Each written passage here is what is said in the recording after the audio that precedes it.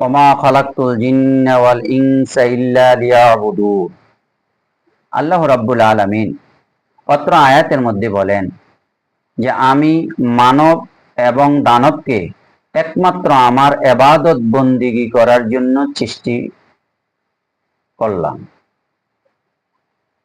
আমি মানব এবং দানবকে এই পৃথিবীতে পাঠিয়েছি একমাত্র আমার ইবাদত বন্দিগি করার জন্য। এখন ইবাদত কাকে বলে?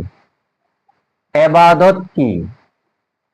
আল্লাহর নির্দেশ, রসুলের সুন্নত অনুযায়ী ব্যক্তিগত জীবন, পারিবারিক জীবন, সামাজিক জীবন, অর্থনৈতিক জীবন, রাজনৈতিক জীবন পরিচালনা করার নাম হচ্ছে ইবাদত।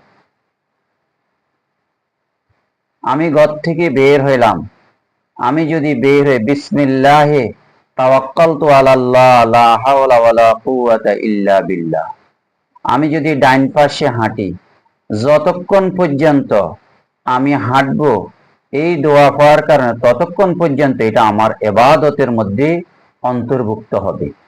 এই জন্য জীবনের প্রতিটি কাজে আল্লাহর নির্দেশ, রসুলের সুন্নত অনুযায়ী যদি আমরা চলি তা আমাদের সকল কিছু ইবাদতের মধ্যে অন্তর্ভুক্ত হবে, ইবাদতের মধ্যে গণ্য হবে।